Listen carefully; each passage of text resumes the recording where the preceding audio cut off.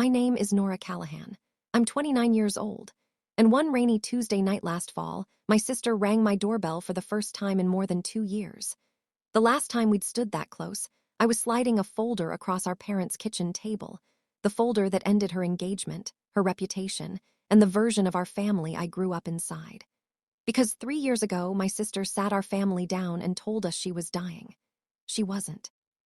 What she was actually doing, to me, to our parents, to a church full of people who emptied their wallets for her, and what I finally did about it, is why my hand was shaking on that doorknob. And what I decided in that doorway, with the rain still dripping off her coat, is something I'm still turning over in my hands. Let me take you back to the April everything started. I was 26, and I'd spent 5 of those years as a paralegal at a mid-sized firm in Hartford, Connecticut. It's good work if you like precision, and I love precision. I check things for a living. I find the missing signature, the date that doesn't line up, the claim that sounds right until you pull the file. Nights and weekends, I studied. I took the LSAT in a middle school gym that smelled like floor wax and other people's nerves. I applied to exactly one dream school, an Ivy League law school in Manhattan, because application fees are real money when you're paying your own rent. And in April, standing in the elevator of my apartment building, I opened the email. Admitted, with a scholarship covering half. I read it 4 times between the lobby and the 3rd floor, then once more with my back against my own door, and I made a sound I would absolutely deny in a deposition. I printed the letter at work the next day and stuck it to my refrigerator with a little brass magnet shaped like the scales of justice, a gag gift from my boss. I stood there looking at it the way other people look at sonograms. Here's what you need to understand about me, though. My first thought, before the joy even finished landing, was how to announce this without causing trouble. I drafted the wording in my head like a settlement notice. In my family, good news has always needed a bodyguard. I just didn't know yet that this particular good news was about to get jumped in an alley by a diagnosis that didn't exist. To explain what happened next, you have to meet my family the way I met them, from the inside. My mother, Diane, spent 30 years as an emergency room nurse. She's good, genuinely. She's the person you want in the worst hour of your life. But you can't work triage for 30 years and leave it entirely at the hospital. Our house ran on her rules whether she knew it or not. Whoever is bleeding worst gets seen first. My sister Marissa, 4 years older than me, figured that out young. She wasn't evil. She was a weather system. Fevers before field trips. A fainting spell at her own graduation party. The night before my college commencement, she went to the ER with chest pains, panic. It turned out, and my family spent my commencement 200 miles away beside an ER vending machine while strangers heard my name read aloud. On my 25th birthday, she announced her engagement to Derek while I was inhaling to blow out the candles. I want to be fair. I never doubted her crises felt real to her. That's exactly what made them unbeatable. And me, I became the other thing a triage house produces. The easy one, the one who needs nothing. I moved out at 18, paid my own way, called every Sunday, arrived with a salad, and left before the dishes could become a conversation. I'd seen the pattern my whole life. I'm a professional pattern seer, and my solution was to stay small, stay solvent, and stay slightly out of range. It worked more or less for years. The flaw in my system was simple. I had never once brought home anything big enough to be worth taking. And then that April, for the first time in my life, I did. I announced it at Sunday dinner between the roast and the coffee in the exact casual tone I'd rehearsed. Law school, the city, scholarship starting in the fall, and for about 15 minutes it was wonderful. My father, Frank, a print shop machinist who treats words like overtime, got up and hugged me with ink-stained hands and said, "First lawyer in the family," twice, like he was testing how it sounded. My mother cried a little and asked practical nurse questions. Housing, health insurance, how far from a hospital? 15 minutes. I know the length because I've replayed that dinner so many times, and the turn always comes at the same spot. My mother squeezed my hand across the table, smiled, and said, "You always land on your feet." She meant it as praise. I filed it as praise for years. It would take me another year to hear that sentence for what it actually was. A license. The paperwork you sign when you've decided somebody doesn't need catching, so your hands are free for somebody who does. And across the table, my sister Marissa was quiet. Genuinely, unusually quiet. She'd said congratulations at the right moment, hugged me at the right angle, and then sat for the rest of dinner with both hands wrapped around her water glass like she was trying to keep warm in a heated house, watching the attention move around the table like it was a plate she hadn't been served. I noticed. I notice everything. It's my one marketable skill. I told myself she and Derek had probably argued in the car. 3 weeks later, she called a family meeting of her own. She sat us down on a Sunday in the living room instead of the kitchen, which in our family is the difference between a conversation and an address to the nation. Derek stood behind her chair with his hands on her shoulders, and Marissa, 30 years old, looked around at us and said she had stage 4 lymphoma. 6 months to 2 years, she said, chin up, brave, dry-eyed, until exactly the moment my mother reached her, and the two of them folded together on the carpet while my father stood in the middle of his own living room, turning his reading glasses over and over in his hands. I sat frozen, and inside the freeze, grief and something else were fighting, and I hated myself for the something else. Because even in that first hour, small things snagged on me the way a bad affidavit snags. She named her treatment plan a little too smoothly, the syllables polished, no stumble, no reaching. She had answers before questions. The story had no loose threads, and I process paperwork for a living. Real files always have loose threads.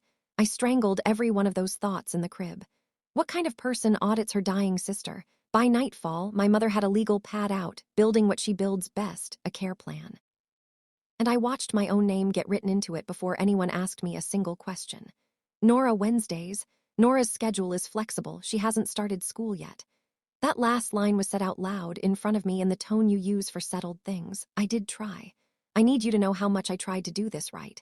I asked to come to an appointment, just to sit in the waiting room, just to hold her coat. I need one thing that's only mine, Marissa said, eyes full.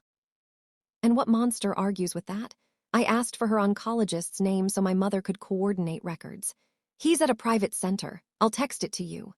The text never came, and asking twice felt like an accusation. I offered to handle her insurance paperwork. I do this professionally. It would have taken me a weekend. The social work team handles all of it. Nora, please stop trying to manage my cancer. Every door I knocked on closed with perfect medical manners, in vocabulary she'd grown up hearing across our dinner table. You cannot subpoena your own sister. And thanks to privacy law, you cannot even phone a hospital and ask whether she's a patient. Those walls exist for good reasons. They just also work fine for other purposes, so I did the only thing left. I called my law school's admissions office and asked about deferral. 1 year, they said, granted for documented family emergencies, 1 time only. The school does not defer twice. After that, you reapply from 0. Scholarship gone. I remember the admissions officer's voice kind and final, like a nurse's. I signed the form at my kitchen table, under the acceptance letter on my refrigerator, my brass scales of justice magnet holding the letter flat while I postponed my life by 1 year for a disease I would spend that entire year failing to find. The year found its rhythm fast. Wednesdays were mine.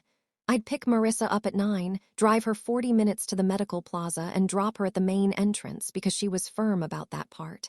Don't park. Don't wait. Infusions run 4 or 5 hours, and I don't want you watching me come out weak. It sounded like dignity.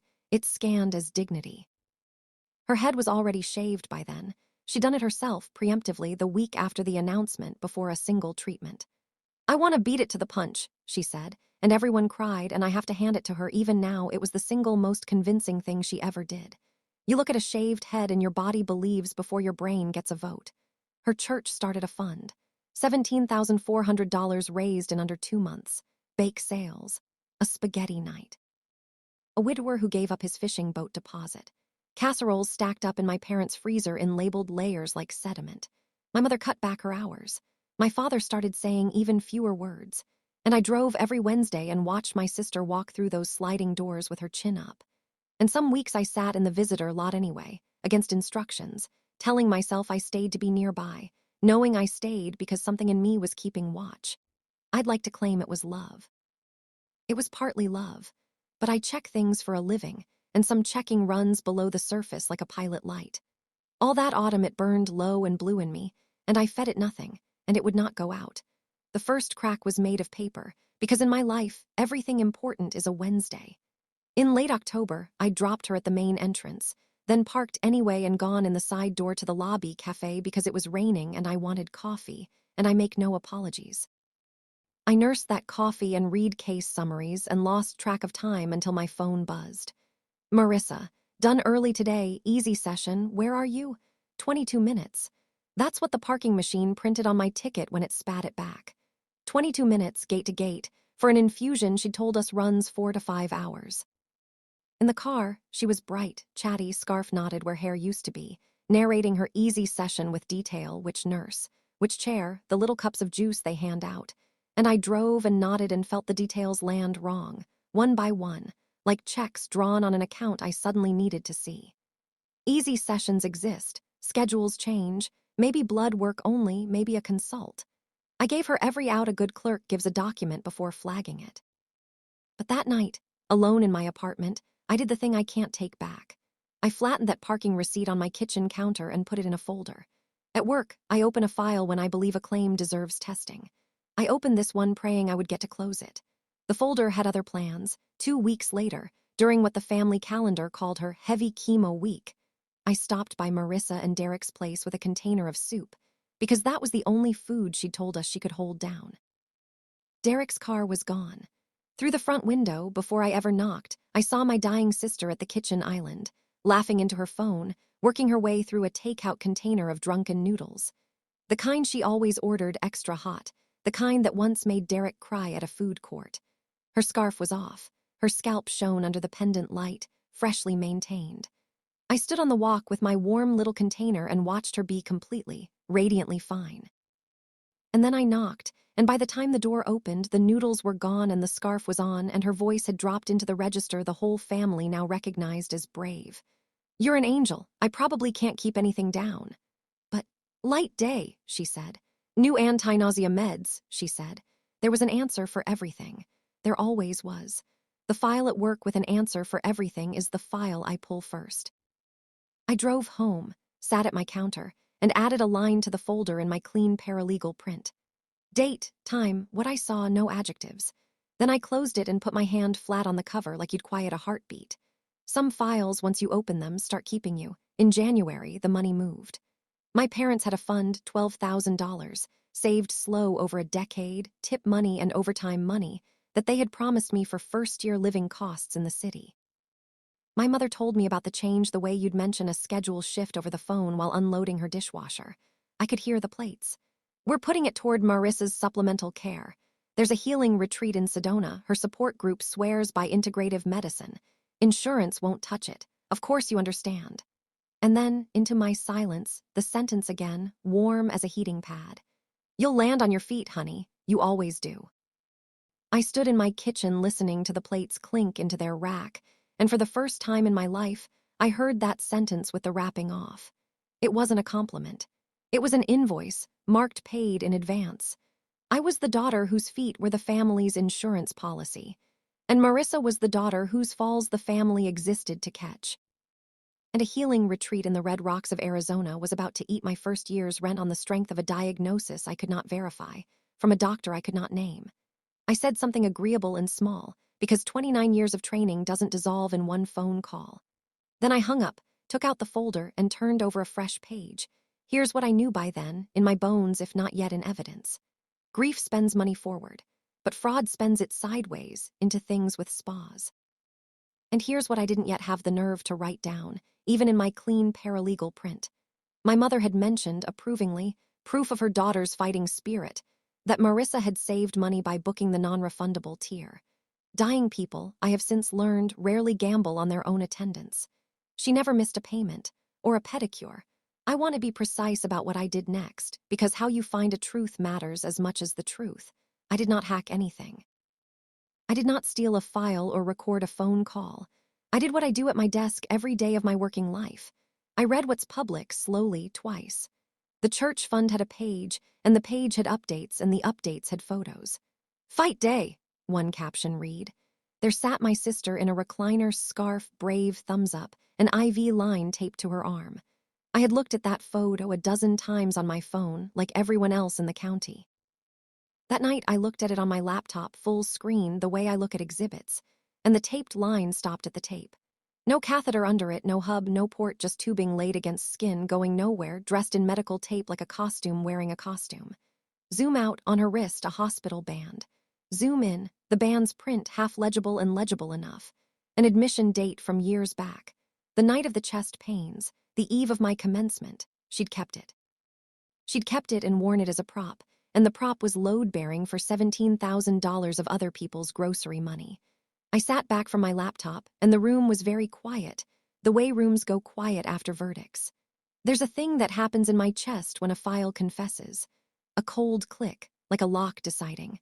I'd felt it at work, and it always felt like winning. This time it felt like watching a door close on a house I grew up in. I printed both photos, marked them the way I mark exhibits, and put them behind the receipts. The folder was becoming a case, and cases, in my experience, do not stay in trunks. The following Wednesday, I did the thing I'd been refusing to do for months. I dropped her at the main entrance, watched her walk in with her chin up, and then, instead of driving home, pulled around into the visitor lot and waited, eyes on the side exit, hatting myself in a calm, organized way. 25 minutes. That's how long my sister spent inside a cancer center on an infusion Wednesday. At minute 25, she came out the side door in sunglasses, scarf off, moving like a woman between errands, and got into Derek's gray sedan, which had been idling at the curb the entire time, and they pulled away laughing at something. I did not follow them. I did not take a picture. It would have proven nothing anyway. A woman may leave a building. I sat in my parked car with my hands at 10 and 2 like I was still driving somewhere, and I understood, finally and completely, that there had never been a Wednesday. The chair, the nurse, the little cups of juice. She had built a set, furnished it weekly with detail, and cast me as the driver. For 13 months, I had been the transportation department of a play. And Derek, I want to be careful here, because Derek turned out to be a casualty too. A man who thought he was ferrying his fiancée from lymphoma to lunch. Derek was simply another audience member with a better seat. I drove home under the speed limit the whole way, which for me is a 5-alarm symptom. At my counter, I wrote the date and 2 lines, no adjectives, and closed the folder. Then I opened it again and counted what I had. 9 parking stamps, 2 photographs, 1 worn hospital band, 0 doctors. What I still didn't have was the piece that couldn't be explained away by a tired woman with a private streak. I needed a name. Before I tell you how I got the name, I have to tell you about the summer of the broken femur, because it's the only way any of this makes the kind of sense that keeps you human. My father told it to me that February on the back porch, both of us in coats, him holding a beer he wasn't drinking. Marissa was 12. She went off the rope swing at the quarry pond sideways and hit the shallow shelf, and the break was bad: surgery, pins, a cast from hip to ankle, a full summer flat on her back. And my mother, who had never in living memory taken more than 3 consecutive days off, took the entire summer unpaid. She set up a cot in Marissa's room. She made popsicles from juice and read her the whole Little House series and charted her pain like a patient she was finally allowed to love out loud. I was 8. I spent that summer at my grandmother's, and I remember it as the summer I learned to make my own sandwiches. And I remember being proud of that. Proud. You see it, don't you? My father looked out at the yard and said the part he'd carried for 20 years. The day the cast came off, your sister cried like somebody died. Nora, I thought it was the pain. It took me a long time to figure out she was crying because summer was over. 2 little girls, 1 house, 1 exhausted woman doing triage at work and then coming home to do it again for free. Marissa learned that broken gets you loved. I learned that whole gets you left alone. And I called being left alone independence, and I built a life out of it. Neither of us ever once got looked at for no reason. I'm not excusing what my sister did. I'm telling you where the disease actually started, because it was never in her lymph nodes. By March, the folder was complete except for 1 tab, and it had outgrown my kitchen drawer. Or maybe I just stopped being able to eat breakfast next to it. It was an accordion folder now, the maroon kind we use for closed cases, receipts in date order, photos sleeved, my notes typed. I labeled the empty tab physician, and it sat there like a missing tooth. And then I did something I have never told anyone until now. I put the folder in the trunk of my car, under the spare tire, and I drove around with it there for 11 days. To work, to Sunday dinner, to the pharmacy. 11 days of merging onto the highway with a live grenade under my spare tire, checking my mirrors like the truth might be following me. I couldn't bring it inside my parents' house, and I couldn't bring it back inside my apartment, so it lived in the one space I owned that no one ever asked about. And I want you to understand what those 11 days were. They were me giving my sister 11 more chances to be dying. Meanwhile, the clock I tried to ignore started chiming. June 1st, my enrollment confirmation deadline, the one-year deferral's hard edge, was 10 weeks out, and my mother had begun saying things like, "Obviously, fall is impossible," in the same settled tone as the care plan. Another year, she meant, except there was no another year. There was only forfeitandry apply, scholarship gone. And when I explained the actual rule, the printed policy, my mother looked at me the way you look at someone doing math at a funeral. And Marissa, from the couch, said gently, "It's okay, Mom. Nora's dreams have always been portable." I drove home that night with the folder humming under the spare tire like a second engine.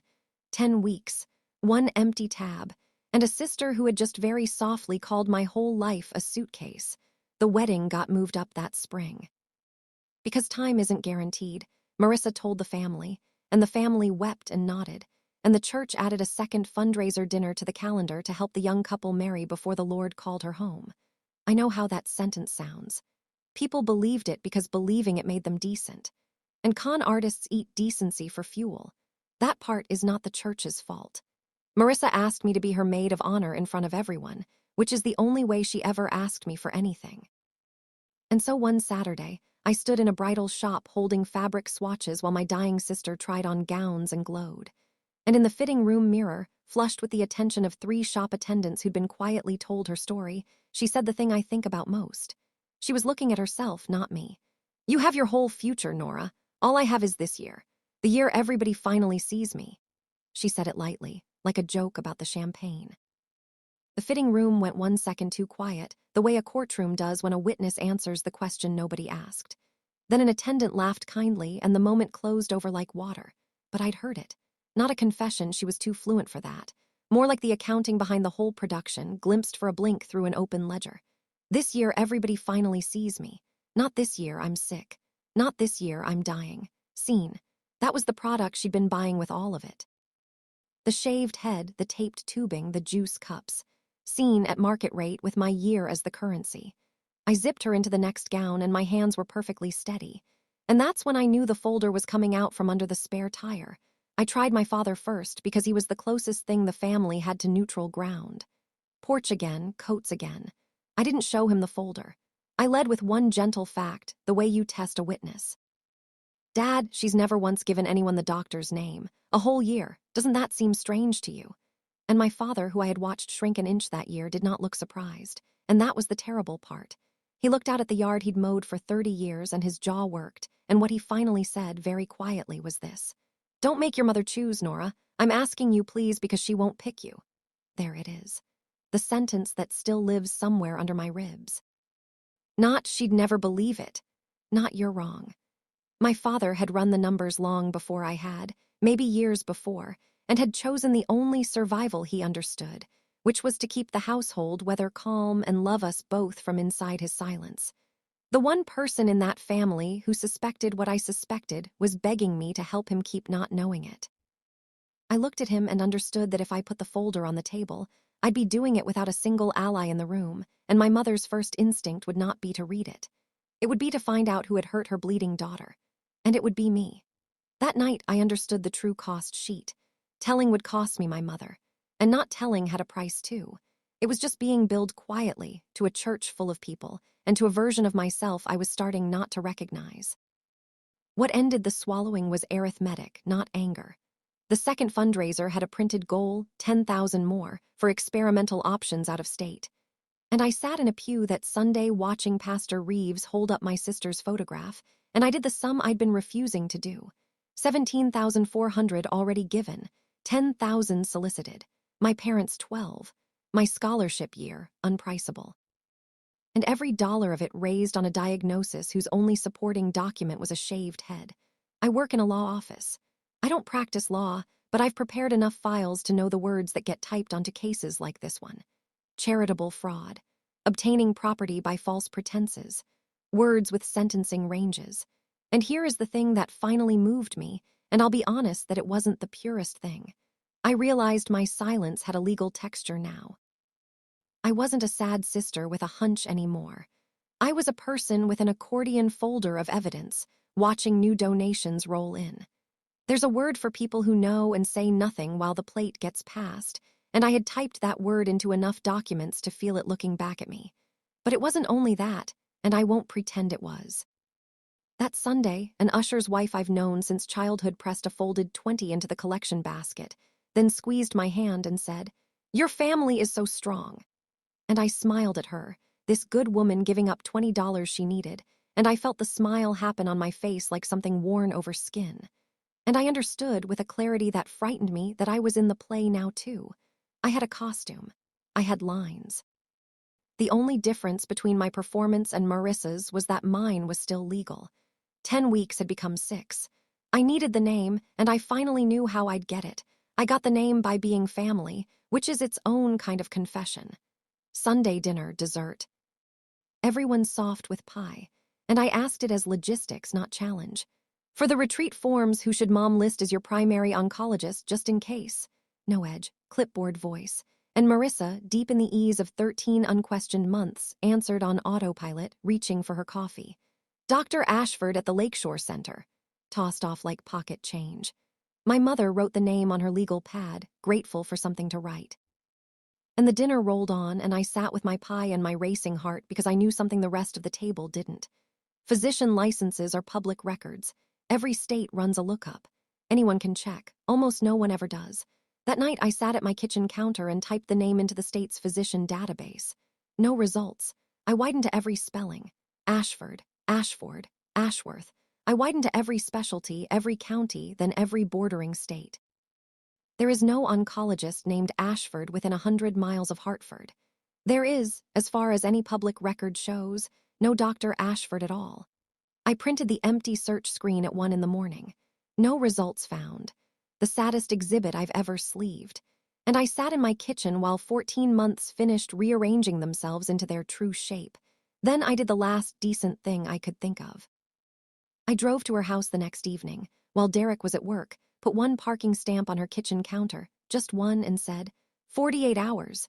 You tell mom and dad the truth, whatever the truth is, or I show them what I have. My sister looked at the little paper rectangle, and I watched the whole performance drain out of her face like water finding a crack. And for 5 seconds, I met the person underneath. Dry-eyed, level, almost bored. "Sick beats smart in this house," she said. "It always has." Then the mask slid back up, and she asked if I wanted tea. She didn't use the 48 hours to confess. She used them to reload. Hour 40. A Tuesday evening. My phone lit up with the family group chat. Marissa has news. Everyone at mom and dad's at 7. I drove over with the folder in my trunk and my heart going like a filing clerk at deadline because I already knew. You learn a person's moves when you've spent a year cataloging them.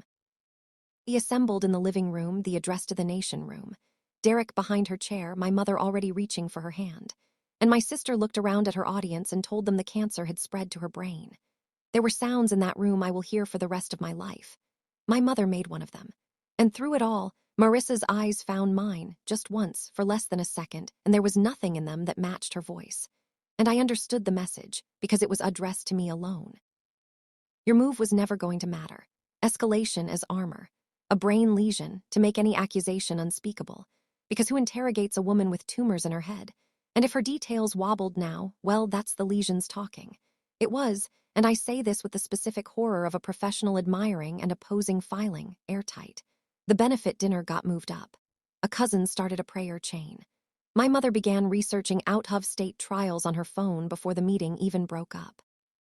I hugged my sister goodbye at the door like everyone else, and her scarf smelled like our childhood shampoo, and she whispered, "Thank you for coming," against my ear.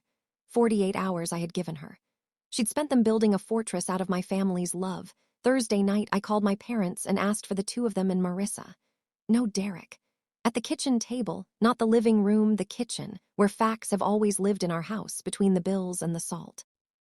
I put the accordion folder on the table and laid it out the way I've watched attorneys do it for years. No speech, one exhibit at a time. 9 parking stamps in date order, gate to gate, none longer than 40 minutes for 13 months of 4-hour infusions. The fundraiser photo, full page with the taped tubing that connects to nothing. The wristband enlarged with its admission date from 3 years ago. And last, the printout, state physician lookup. All spellings, all specialties, all bordering states. No results found. My mother fought it exactly the way you'd expect a good nurse to fight it. She went technical, parking validation errors, photos compress badly, private centers build differently, lookup databases lag. She stood at her own kitchen counter, cross-examining paper, because paper can be wrong and daughters can't be. And my father sat with his hand flat over the parking stamps, not moving, like he was keeping them warm. And I asked the only question I had rehearsed, not to my mother, to Marissa, who had gone very still. What are you taking? Name one drug. Not the protocol, I know you know the protocol. One pill from your own kitchen. One bottle I can hold. The refrigerator hummed. Somewhere outside, a car went by with its radio on. My mother turned to her oldest daughter to receive the answer that would put me in my place. And my sister looked at the bottleless kitchen of her 31 years and began very quietly to come apart. It did not come apart the way it does in movies. One clean confession with music. It came apart in strips. First anger, how dare I? This is what I've always done, jealous, jealous, jealous. Then bargaining, the doctor was real but private. The treatments were real but holistic. The money was mostly still there. Then, when each strip hit the table and died next to the exhibits, quieter and quieter, until what was left standing in my parents' kitchen was not the dying swan and not the golden bride, but a 31-year-old woman shaking in a way no audience had ever been meant to see. And she said the only fully true sentence I'd heard from her in 14 months. At least when I'm sick, Mom looks at me. I watched those words hit my mother like weather hitting glass. And then I watched my mother do the thing I had known since the porch that she would do. She crossed the kitchen and wrapped her arms around Marissa, around the liar, the fraud, the architect of all of it, and held her daughter shaking with 30 years of trained hands. And over Marissa's shoulder, her eyes found me standing by my folder. My beautiful, accurate, worthless folder. What did you do? She said. Not to Marissa. To me. I want to tell you I said something equal to the moment. What I actually did was gather my exhibits, square their edges the way I do when my hands need instructions, and say very quietly the sentence I'd been carrying my whole life without knowing it. I land on my feet, Mom, because nobody in this family has ever once tried to catch me. Then I walked out of the warm kitchen into the cold car and drove back to my apartment, and the collapse began without me. Here's what 14 months of performance costs when the curtain rips. That same night, Marissa went into crisis. A real one, the first real one. I will not put the details on the internet except to say my mother recognized the danger with a nurse's eyes and drove her to the ER. And this time, the hospital band had the right date on it. She was evaluated, kept safe, and within the week entered a residential program voluntarily. 90 days. A doctor whose name I will actually print, Dr. Whitfield, eventually gave the thing its clinical name. Factitious disorder, with a depression underneath it that had been running the projector for years. Derek learned everything on a Thursday and was gone by Sunday. The ring came back to my parents by registered mail, which is the most Derek sentence I can construct. The church was told the truth by my father. I didn't know he had it in him, and I don't think he did either. And Pastor Reeves stood in a closed-door meeting while my parents promised repayment of all $17,400, which they raised by borrowing against the house they've owned for 30 years. No charges were filed. Mercy, partly. Repayment, mostly. Small towns bury their embarrassments deeper than their dead.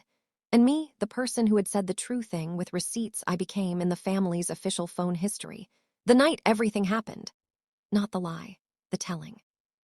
My mother didn't speak to me for 11 days. And when she finally did, it was one sentence on my voicemail, tired as a night shift. You did it in one evening, Nora. I have to fix it for years. I enrolled on time. Deposit paid, 2 days inside the deadline from my phone in the parking lot of a grocery store because that's where I was when I finally stopped waiting for anyone's permission.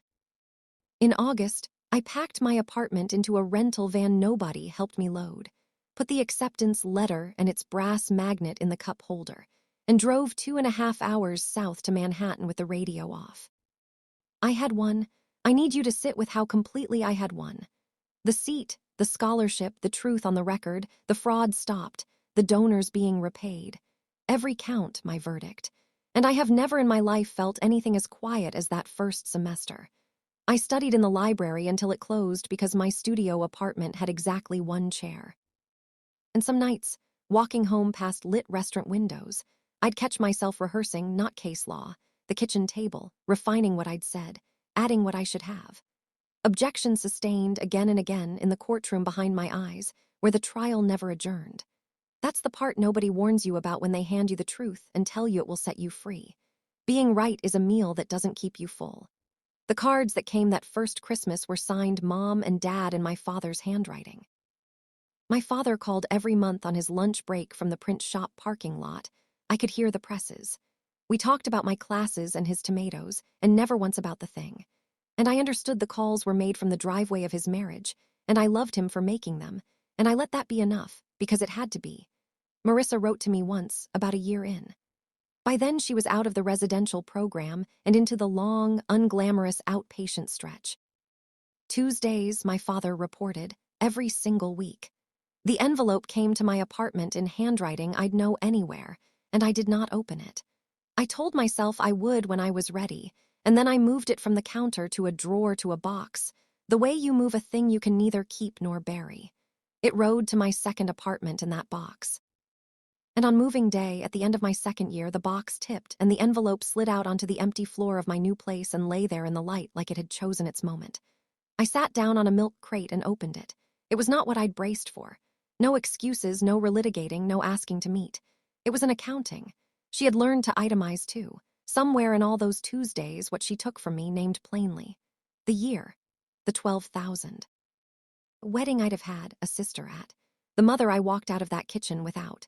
What she took from the church repaid now down to the widower's boat deposit. She wrote, by our parents, a debt she was working off in installments from a job at a garden nursery of all places. And then one line, alone on its own page, no punctuation softening it. Nobody ever looked at me until something was killing me. So I made the something up. And then it almost was. I read that line until the light changed. I didn't write back, but I kept the letter, and for the first time in 2 years, I knew exactly where it was. Which brings us back to that Tuesday night last fall. 9:40, rain on the windows, me at my little desk, outlining for a seminar. Third year, 7 months from a diploma with my name on it. The buzzer rang. Not the lobby buzzer, my actual door. Which means a neighbor let somebody in. Which means somebody stood on the sidewalk in the rain, working up the nerve to press a stranger's button first. I looked through the peephole and my whole bloodstream changed direction. Marissa.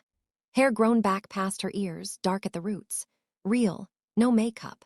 A raincoat gone through at the shoulders, and under her arm, held the way you hold something you've rehearsed holding. A familiar maroon shape I couldn't make sense of for a second, and then could.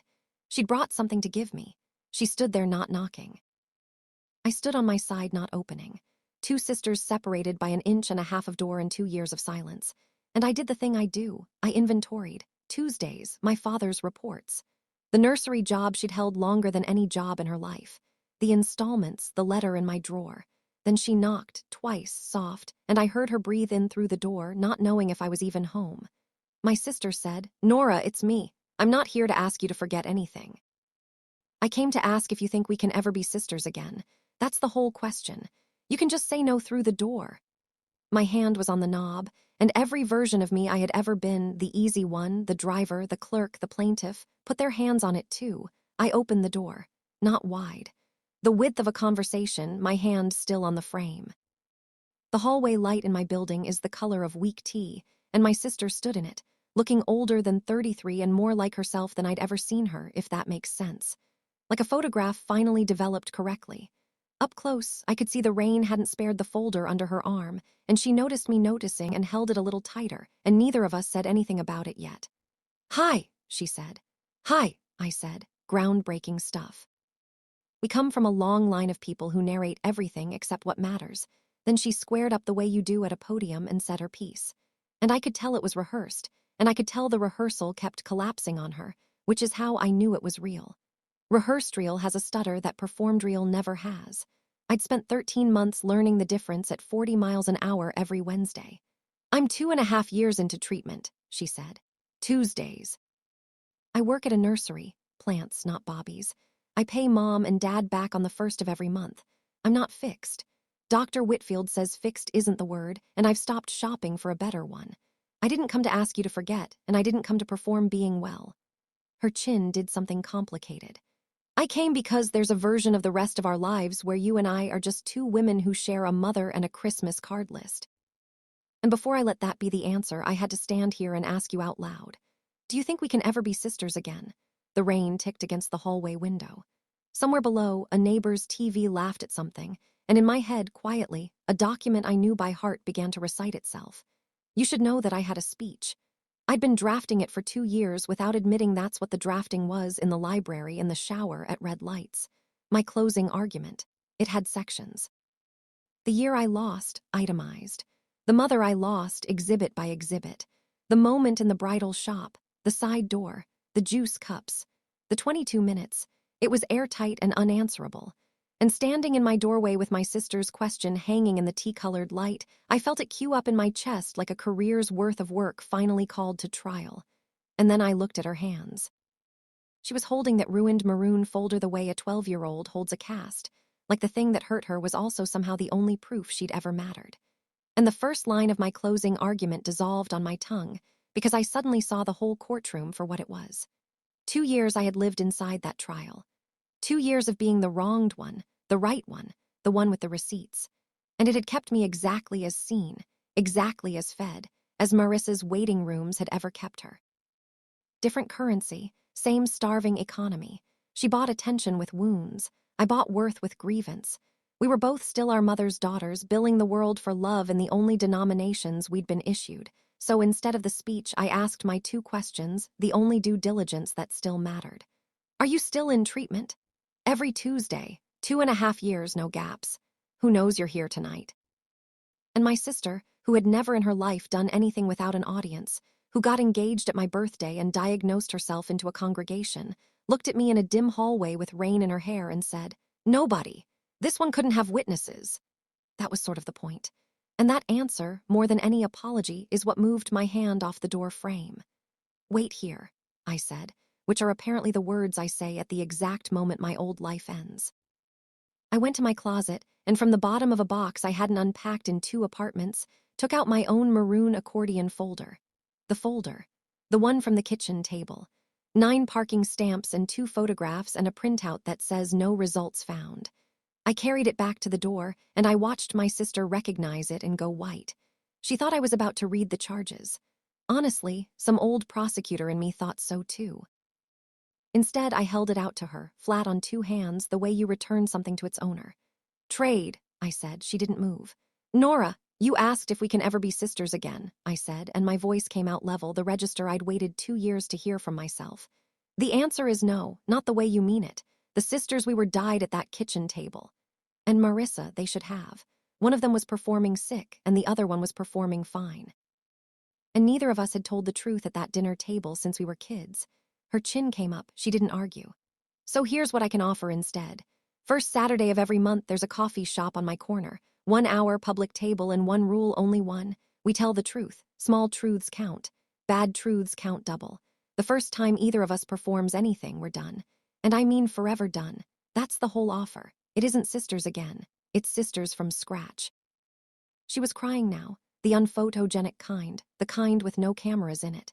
"And this is yours to carry now," I said, and put my folder in her free hand. "I've had it memorized for 2 years. The year, the money, the church, the lie, I could recite it in my sleep. And Marissa, that's the problem. I have been, you called it back then. Sick beats smart in this house. Maybe it always did. But I've learned something they don't teach at that kitchen table. Truth beats sick. It's the only thing that ever has. Somebody just has to be willing to go first. And I'm going first. I'm done being the clerk of your record. Carry your own file or burn it in a garden nursery. I honestly don't care. It's off my shelf." And my sister took the folder, took the whole weight of her own history onto her own arm, next to the one she'd brought. And then she held out the folder she'd carried through the rain, and I took that one, not knowing yet what was in it. And we stood there in the tea-colored light, having traded evidence like 2 nations exchanging prisoners. She put out her hand. "I want you to understand, in 29 years, my sister and I had hugged for cameras and cried for audiences, but we had never once shaken hands. We shook hands. Her grip was terrible and shaking and real. "First Saturday," she said. "First Saturday," I said, and I closed the door softly, all the way, and stood with my palm flat against it, listening to my sister's footsteps go down the stairs, lighter than they'd come up. I sat on my one good chair and opened what my sister had carried through the rain. Inside, a repayment ledger, handwritten, every installment to our parents dated and initialed, months of them, the running balance shrinking line by line in her round schoolgirl numbers. A letter from Dr. Whitfield's program, not private records, just the certificate of completion, the kind of thing you'd frame if your life had gone differently. A photograph I'd never seen, the two of us, maybe 6 and 10, in our grandmother's yard, me on her back, both of us mid-laugh, before either of us had learned our lessons. And at the bottom, in an envelope with my name on it, $1,200 in money orders and one line in her handwriting. First installment of your $12,000. It will take me a while. That's rather the point. I sat there a long time with the rain going and my hand over my mouth. Then I cried the short, violent, efficient kind, the kind that's mostly a release valve. And when it passed, I realized what had actually left my body. It wasn't Marissa. It was the case. 2 years of carrying the prosecution everywhere I went, and the whole thing had walked down my stairs, under someone else's arm, where it should have been all along. I texted my father one line before bed. She came by. I'm okay. Call you tomorrow. And for the first time in 2 years, okay wasn't testimony. It was just the truth. Small and bad and free and mine. It's been 6 months of first Saturdays now, so you should have the accounting. The first coffee lasted 40 minutes, and I'd estimate 31 of them were silence. But it was working silence. The kind two people do side by side, not the kind they aim at each other.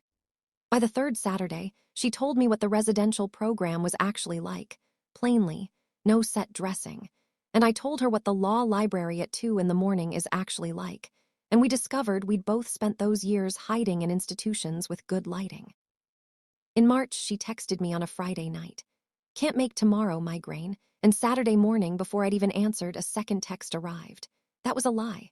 No migraine, I'm scared of this month's conversation. That's the bad truth. Rule's the rule, your call. I sat with my phone for a while, and then I wrote back the sentence that I think might be the actual hinge of this whole story, more than the folder, more than the door. A confessed lie counts as a truth. That's how the math works now. See you next month. And she was there next month. First table by the window. My mother and I are slower. She came down to the city in April, and we had lunch, and she talked about the therapist she and my father still see my father's idea, the bravest sentence of his life. And in the car afterward, looking straight through the windshield, she said, I should have pulled the records myself. I'm a nurse. I know how to read a chart. I just didn't want to. That's all she said. It isn't everything. I've stopped billing people for everything. The interest was eating me alive. She still runs toward whoever is bleeding. Last month it was a neighbor's kidney stone, and Sunday dinner waited an hour. But the difference is I no longer measure my worth by the weight. Marissa's still at the nursery. She got promoted to the perennial section, which she says is the right section for people learning to come back every year. The installments arrive on the 1st, hers to our parents, hers to me, round schoolgirl numbers shrinking 2 debts at once. And on my wall, between my diploma frame waiting for May and that photograph from our grandmother's yard, there's a brass magnet shaped like the scales of justice, holding up nothing anymore. Just hanging there, balanced. Some Saturdays, on my way out the door to coffee, I flick it level with one finger, for luck. I used to think forgiveness meant reopening the old door and pretending the frame was never cracked. Now I know it can be smaller and stronger than that. A new door, built to size, with one honest rule for a hinge, a lock that actually works, and the key in my own pocket where it should have been all along. That's my story. One folder, carried for 3 years. 2 years of silence and a doorbell. I'm glad I answered on my terms. If somebody in your family only sees you when you're breaking, I hope you build your own small door and keep your own key.